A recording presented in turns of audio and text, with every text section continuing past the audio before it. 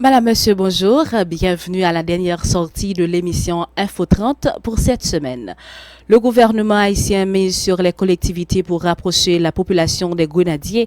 À quelques jours du début de la Coupe du Monde 2026, le gouvernement haïtien a officiellement lancé le programme Haïti non mondial, une initiative destinée à permettre aux citoyens des différentes communes du pays de suivre les matchs de la sélection nationale dans de meilleures conditions.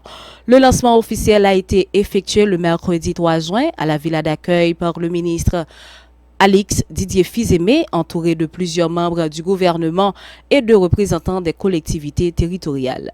À travers ce programme, l'État prévoit la distribution de kits audiovisuels dans les 571 sections communales ainsi que dans les 147 communes du pays. Les équipements comprennent notamment des téléviseurs, des génératrices, des dispositifs de connexion Internet, des abonnements prépayés et des réserves de carburant destinées à assurer la diffusion des rencontres durant toute la compétition. Les autorités expliquent que cette initiative vise non seulement à offrir un accès collectif au match des Grenadiers, mais aussi à créer des espaces de rassemblement et de mobilisation populaire autour de l'équipe nationale. Le ministre de l'Intérieur et des collectivités territoriales, Paul-Antoine Bien-Aimé, ainsi que des représentants de la Fédération nationale des maires d'Haïti et de la Fédération nationale des Kazakh d'Haïti, ont salué un projet qu'ils considèrent comme un symbole d'unité nationale. Haïti Sécurité Mario André-Sol inspecte des sites sécurité par les FADH au centre-ville. Le ministre de la Défense Mario André-Sol a salué ce jeudi une visite d'inspection sur plusieurs sites stratégiques récemment sécurisés par les forces armées d'Haïti FADH à l'avenue Christophe au centre-ville de Port-au-Prince. Accompagné de plusieurs officiers supérieurs, le ministre a visité notamment les locaux de l'Unitec, de la FACH, de l'IERA et de l'INAGUE désormais placés sous surveillance militaire. Guidé par le capitaine Brutus, Mario André-Sol a salué le travail des soldats déployés dans cette zone sensible et a réaffirmé le soutien du gouvernement au FADH dans les efforts visant à rétablir la sécurité et l'autorité de l'État au centre-ville de la capitale. Trafic d'armes vers Haïti, une Américaine plaide coupable aux États-Unis. Les autorités américaines ont annoncé qu'une résidente de Jacksonville, Francesca Scholl, âgée de 28 ans, a plaidé coupable dans une affaire de trafic d'armes impliquant les États-Unis, la République dominicaine et Haïti. Selon le dossier judiciaire, un conteneur expédié depuis Miami vers Haïti avait été intercepté en République dominicaine en février 2025. Déclaré comme contenant des effets ménagers, il renfermait en réalité plusieurs armes à feu, des milliers de munitions et un silencieux.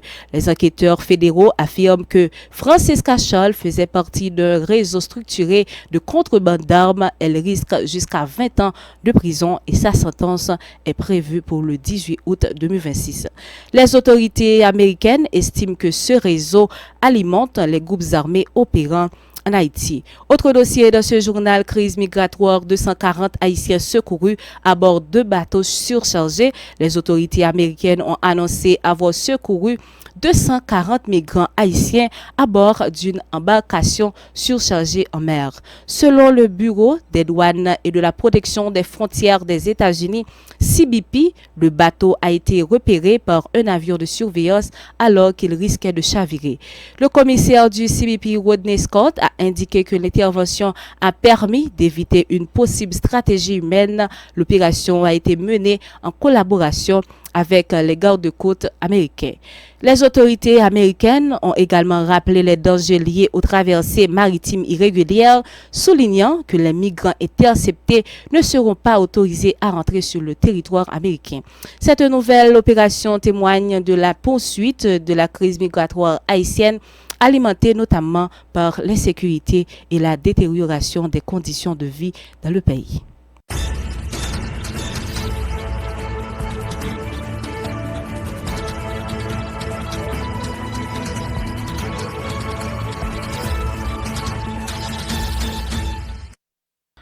On continue avec les informations à l'échelle internationale. Les démocrates favoris après les primaires pour le poste de gouverneur. Les démocrates semblaient bien partis mercredi pour conserver le gouvernorat de la Californie après les élections primaires organisées dans l'État. Selon les premiers résultats, Xavier Becerra, ancien secrétaire de la santé sous l'administration Biden, arrivait largement en tête avec près de 29% des voix. La bataille pour la deuxième place restait toutefois serrée entre le républicain Steve Hilton, soutenu par Donald Trump, et le démocrate Tom Steyer. La Californie applique un système de primaires ouvertes où les deux candidats ayant obtenu le plus de voix, tous partis confondus, se qualifient pour l'élection générale de novembre. Le futur scrutin devra désigner le successeur du gouverneur démocrate Gavin Newsom, qui ne peut se présenter en raison de la limitation des mandats.